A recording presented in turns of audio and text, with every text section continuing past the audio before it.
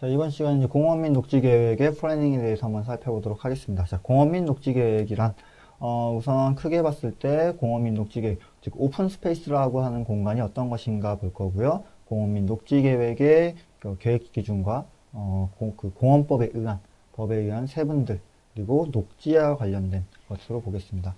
크게 본다면 이제 이렇게 되겠죠. 공원 녹지는 뭐냐, 즉 오픈 스페이스는 뭐냐, 그리고 도시공원은 어떻게 구성될 것이고, 녹지는 어떻게 형성되는가. 자, 그래서 공원 및 녹지부터 살펴본다면, 자, 오픈 스페이스 및 공원과 공원의 개념의 변화. 우선 우리가 공원 녹지를 하기 위해서 개념을 알아야겠죠. 자, 첫 번째, 오픈 스페이스 및 공원 그 개념과 종류, 기능과 계획 방향, 그리고 배치 등에 대해서 대략적인 전반적인 사항을 살펴보는 시간을 가질 겁니다. 자, 오픈 스페이스 및 공원. 오픈 스페이스란 무엇이냐? 자, 건물이 건축되지 아니한 공간 공지를 의미한다. 그래서 주거활동 이외에 녹화된 공지로서 도시 속에 고립된 일단의 수림지 또는 초지라 얘기할 수 있다. 즉, 오픈 스페이스라 하는 것은 건물이 없는 열린 공간이라는 거죠. 그렇죠? 건물이 없는 열린 공간. 근데 그 속에서는 나무라든지 수풀이라든지 꽃이라든지 또는 녹화가 된 공간을 오픈 스페이스라고 이야기할 수 있다. 자, 두 번째, 도시공간의 모든 녹지 공간을 뜻하며 도시공원, 녹지, 공개공지, 친수공간들을 포함하는 광범위한 범위를 말한다. 즉, 오픈 스페이스라는 것, 도시공간 내에 있는 모든 오픈된 공간, 우리에게 약간의 휴식을 줄 수 있는 공간이면 모두 다 오픈 스페이스라 하겠다. 도시자연공원법에 의해서는 도시공원과 녹지를 구분함으로써 실질적인 설계를 할 수 있다. 그래서 오픈 스페이스라 하는 것은 우선 열린 공간이라고 생각하시고 광장 같은 경우도 오픈 스페이스로 빠지겠죠. 또 열린 공간들이 기본적으로 오픈 스페이스다. 그래서 우리는 도시자연공원법에 의한 도시공원과 녹지에 대해서 좀 더 볼 거고요. 자, 오픈 스페이스의 종류, 도시공원, 녹지, 유원지, 공공공지 및 저수지. 모든 공간이 다 오픈 스페이스죠. 건축물은 다 안 들어와 있잖아요. 그리고 도시자연공원 구역, 용도 지역 지구제, 조닝제상에서 용도 구역, 도시자연공원 구역이 있죠. 시도지사가 지정하고 관리하는 나무, 잔디, 꽃, 지피식물들이 식생을 해서 자라는 공간이다. 그러니까 모든 식물들, 지피식물, 뭔가 어쨌든 땅을 기준으로 자라는 모든 공간들이 오픈 스페이스고, 광장, 보행자도로, 하천 등 녹지가 형성된 공간 또는 시설 또한 우리는 오픈 스페이스로 보겠다. 그러니까 보행자 전도로도 열려 있잖아요. 사람들 많이 왔다 갔다 하는 것이고, 하천도 사람들에게 어떤 휴식을 제공하겠죠. 이 모든 것이 오픈 스페이스다. 자, 옥상 녹화, 벽면 녹화 등 특수한 공간의 식생을 조성하는 등의 녹화가 이루어진 공간 또는 시설도 우리는 오픈 스페이스라 한다. 그러니까 옥상 녹화 같은 경우 옥상에 정원 만들잖아요. 그러면 그 옥상에 정원 만든 곳도 열린 공간이고 녹지가 심어져 있는 거고 오픈 스페이스를 할 수 있다. 쾌적한 도시 환경을 조성하고 시민에게 휴식과 점서 함양에 기여하는 공간 또는 시설로서 그 보존을 위하여 관리가 필요하다고 특별시장, 광역시장 또는 시장군수가 인정한 녹지가 조성된 공간 또는 시설이다. 즉, 완충 녹지든 연결 녹지든 그와 같은 녹지가 들어오는 것도 오픈 스페이스다. 그러니까 오픈 스페이스라는 건 모든 걸 다 지금 얘기를 한다는 거예요. 자, 그래서 이런 오픈 스페이스, 어떤 보행자도로든 광장이든 공원이든 화천이든 그런 열린 공간들이 어떠한 기능을 가지고 있는가. 자, 첫 번째, 생태적 기능이 있다. 생태적 기능은 단지 생태계의 기반을 조성한다. 대기오염, 수질오염 등을 정화시켜서 먼지, 소음 등을 차폐한다. 미기후를 조정하겠다. 화재, 홍수 등의 재난 및 예방을 하겠다. 그리고 친환경적 단지 조성에 기여를 한다. 그러니까 오픈 스페이스가 있음으로써 대기오염이나 수질오염을 정화시킬 수 있고요. 소음 및 먼지 등을 차단시키고 재해를 예방하고 미기후, 뭔가 바람이라든지 이런 것들, 기온이라든지 친환경적 단지 조성에 기여를 한다. 생태적인 기능이 있다. 사회적 기능, 휴식 및 레크레이션의 기회를 제공한다. 우리가 오픈 스페이스 가서 잠깐 쉬잖아요. 그리고 사람들이 모여서 놀죠. 뭐, 간단하게 생각하면 어떻게 돼요? 한강공원? 한강공원 생각해 보시면, 우리 한강공원에서 운동도 하고, 쉬기도 하죠. 레크레이션? 가서, 우리 캔맥주에 치킨 먹잖아요. 이런 것도 다 레크레이션 활동인 거죠.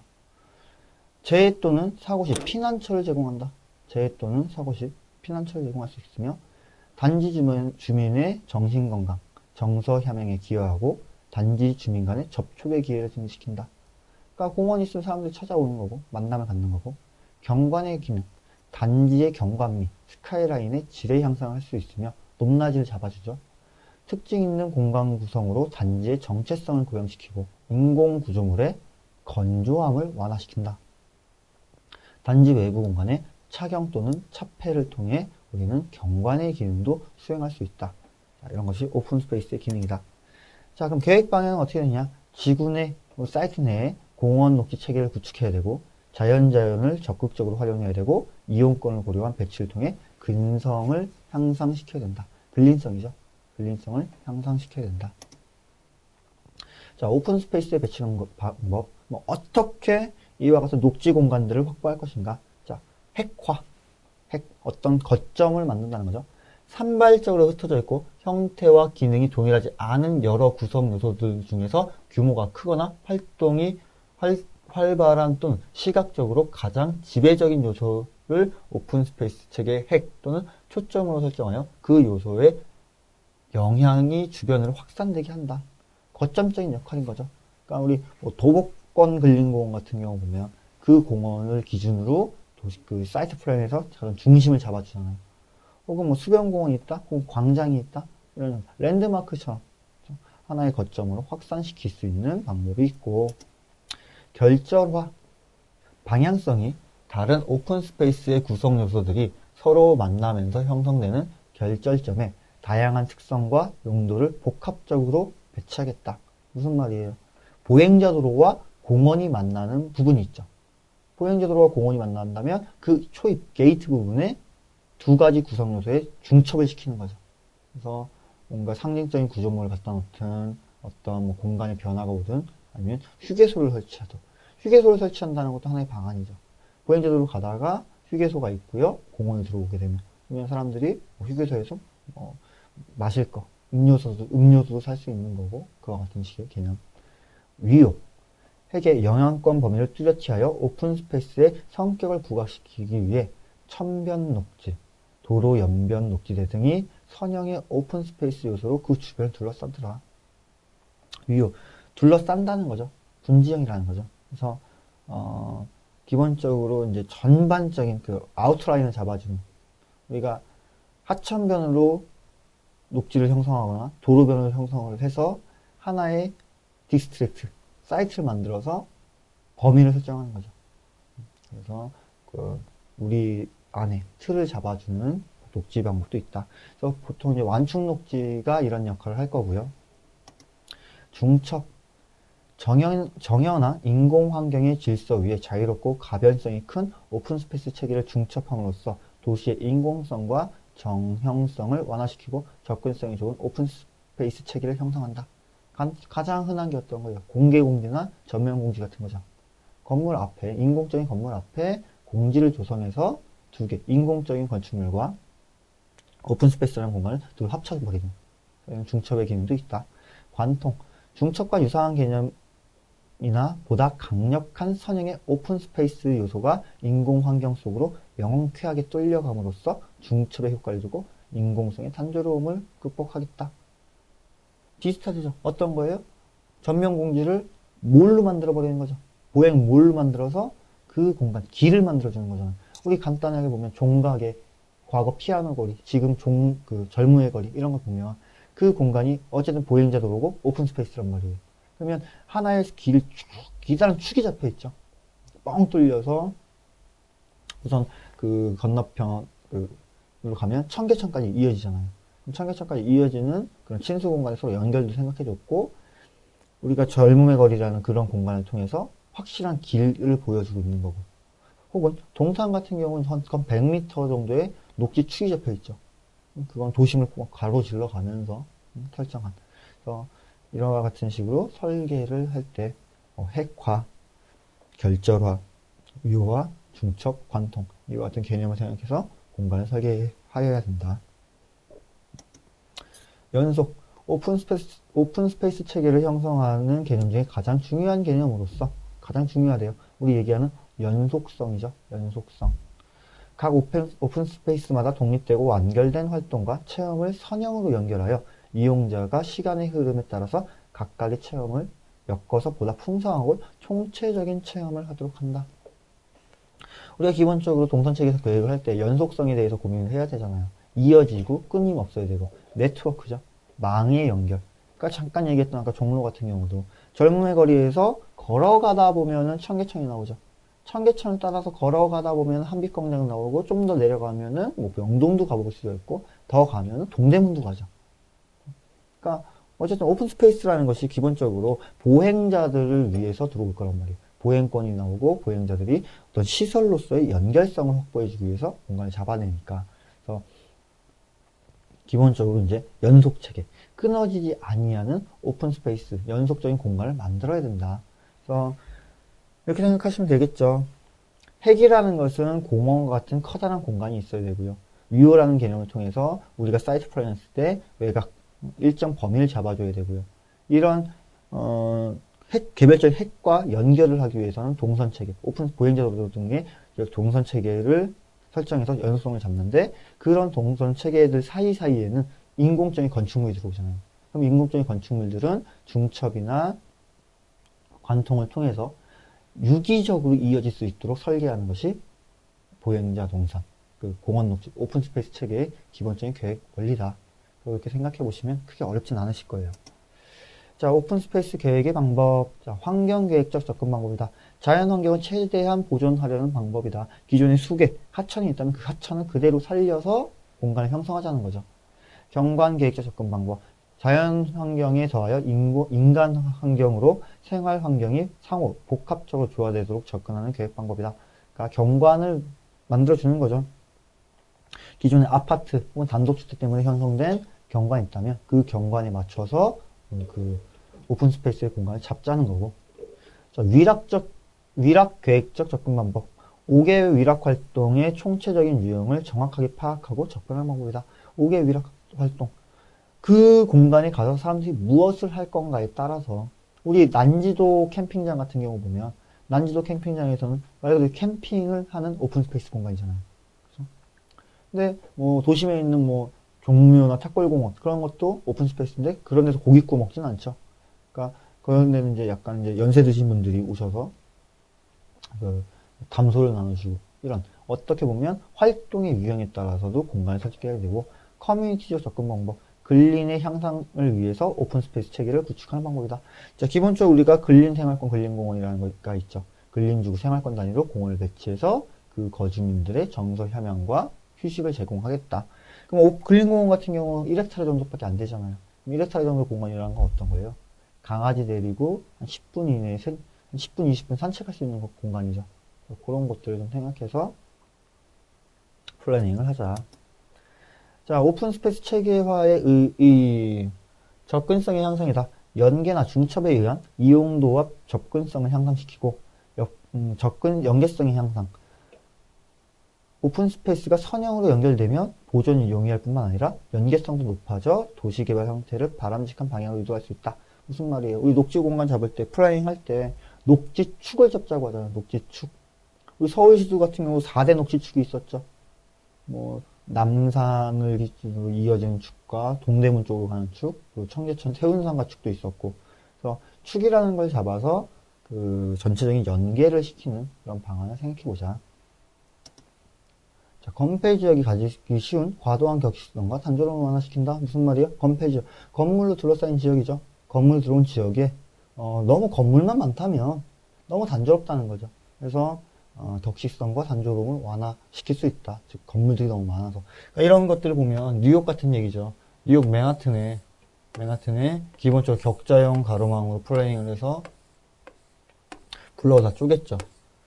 초기에는 개발 비용을 최소화시키기 위해서 모든 격자형을 했고 다 분양을 해서 팔았단 말이에요. 너무 단조롭고 쌍막하고. 그래서 나중에 시간이 지나서 이쪽 부지를 확 매입해서 세계 최대의 공원, 센트럴파크를 만들었죠. 그렇게 되다 보니까 이제 경관이 나오긴 했는 건데, 이런 부분들. 너무 공원이 없다면 단조롭더라. 다양하고 융통성 있는 도시 경관을 형성할 수 있고, 도시 공간의 식별성을 높일 수 있다. 분명히 군데군데 공원이 있다면 다양하겠죠. 그리고 식별성.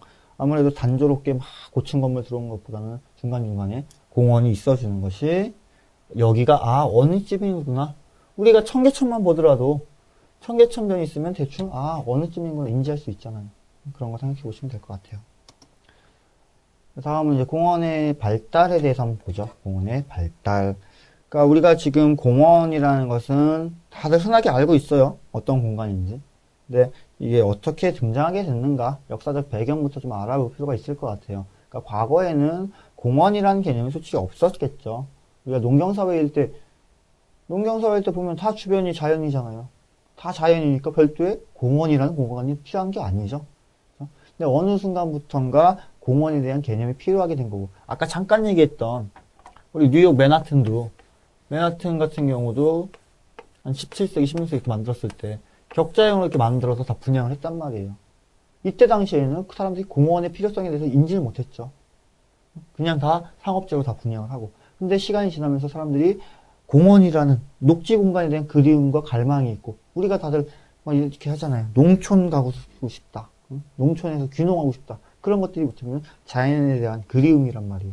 그러니까 도시 공간 내에서도 그런 자연에 대한 공간을 만들어줘야 되다 보니까 어느 정도 이제 공원이라는 것이 만들어지더라. 그래서 우리가 이제 공원이 어떻게 발달했는지 역사를 좀 살펴보면서 그 내용을 좀 더 보도록 하겠습니다. 자, 공원의 개념의 발달, 공원의 발달이죠.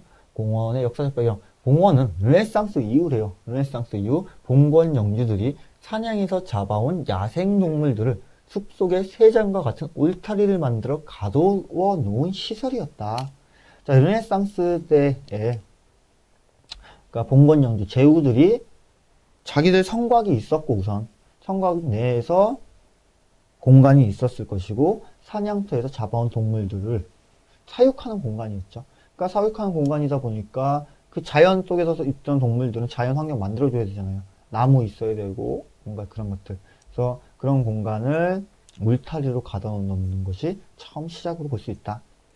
정원이나 사냥터를 개방하여 일반이 사용함에 따라서 공중의 정원, 즉 공원으로 구분되어 사용하기 시작했다. 그러니까 정원이라는 것은 기본적으로 사유 공간이었잖아요. 우리 제일 쉽게 알 수 있는 거 어떤 거 있어요? 파리의 베르사유 같은 경우 기본적으로 왕을 위한 정원이죠.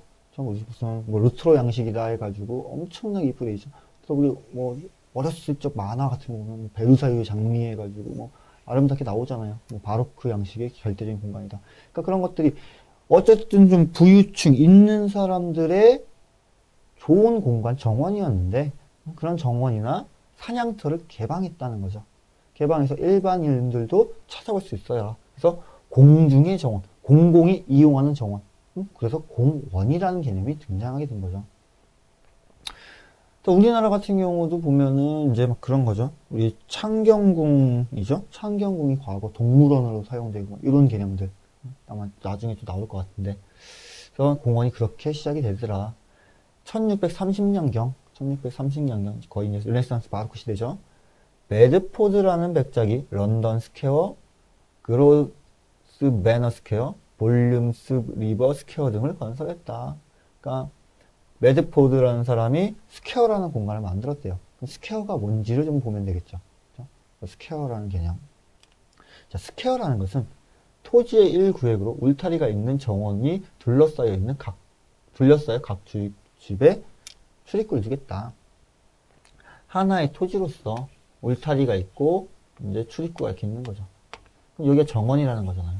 정원인 거고 그런 것이 공원이다. 그러니까 정원의 개념에서 출발하는 게 스퀘어죠.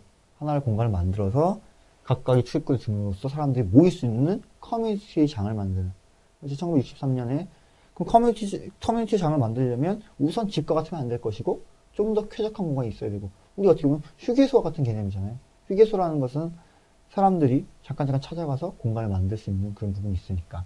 그래서 스퀘어라는 기본적인 개념을 통해서 시작이 됐고요.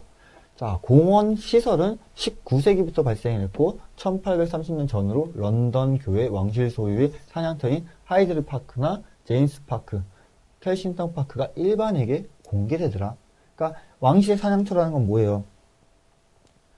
일반인의 출입을 제한하는, 정말 녹지대와 풍부한 자연환경을 갖고 있었겠지만 일반인의 출입을 금지했단 말이죠. 왜? 왕실의 사냥터. 왕만이 사냥한다는 게 넷이 아니라 왕실에서 음식을 먹기 위해서라도 사냥이 필요했고, 산에서 캘 수 있는 그런 것들을 왕이. 그래서 일반 출입 금지하다가 그런 것을 사람들에게 열면서, 오픈하면서 공원이 되는 거죠. 그러니까 이런 것들의 개념의 발전을 지금 현재 보면 도시자연공원구역 같은 거 있잖아요. 도시 일정 부분을 공원으로 만들어 놓는 그런 개념으로 보면 되겠다. 자, 그럼 공원의 등장. 자, 현대 공원의 효시는 미국 뉴욕의 센트럴파크로 볼 수 있다. 자, 미국 뉴욕의 센트럴파크 1857년이네요.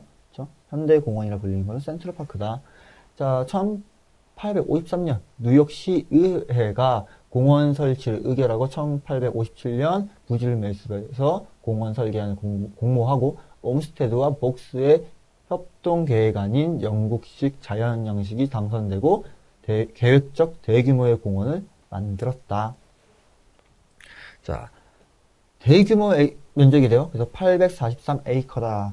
에이커라는 단위가 조금 헷갈릴 텐데요. 한 4제곱킬로미터? 4헥타르 정도. 4만 제곱미터. 1에이커당 한 4헥타르 정도 생각하시면 돼요. 그래서 에이커의 단위가 농부 한 명이 하루에 경작할 수 있는 농지 면적 이렇게 될 거예요, 아마. 그래서 요 치수들이 약간 이제 그런 것들 있죠. 우리 영어 치수들을 보면 어떤 센치라는 건 우리가 일반적으로 쓰고 있으니까 알 수 있는데요. 영어 치수들은 좀 달라요. 그래서 우리 뭐 인치라고 하죠. 인치. 허리 몇 인치예요? 막 이렇게 하잖아요. 그럼 인치라는 것은 요 손가락, 엄지손가락이 마디죠. 우리가 인치가 한 3.3 정도 잡잖아요. 그래서 엄지손가락의 마디를 인치로 잡고, 우리 피트라는 거 있죠. 피트. 건축물 잡을 때 피트. 피트는 우리 여기 팔에서부터 요쪽 요 높이 피트로 좀 보고 한 30cm? 30몇 cm 정도 되는 것 같고, 야드라는 거 우리 일반적인 보폭 한 1m 정도 되겠죠. 한 90 정도 잡나? 그래서 한 야드라는 건 일반적인 보폭을 잡고, 그래서 우리가 손가락은 조그마잖아요. 방 같은 거, 개별적인 건물의 방 같은 거 살 때는 인치 단위로 치수를 잡고, 건물 같은 경우는 피트로 잡고, 그 큰 땅 같은 경우는 야드로 잡죠. 그래서 보다도 좀 크다면 이제 하루에 농사 질 수 있는 양. 또 1리터 같은 경우는 또 그런 게 있더라고요. 한 사람이 그냥 쉽게 들고 다닐 수 있는, 키로 넘기지 않고 들고 다닐 수 있는 거. 아니, 1kg가 그렇게 들 수 있는 거고, 1리터 같은 경우는 하루에 마시는 물의 양. 이렇게 정의를 했더라고요. 그래서 지금 여러분이 쓰고 있는 단위들이 어떻게 탄생했는가도 알아두시면 좀 더 좋지 않을까. 자, 이렇게 해서 이제 공원이 이제 어떻게 시작되는가에 대해서 살펴봤습니다. 그래서 여기서 이제 한번 쉬었다가 다시 다음 시간에는 우리가 공원이라 얘기하고 있는 현대 도시적인 공원들의 등장에 대해서 한번 살펴보도록 하는 시간을 갖도록 하겠습니다.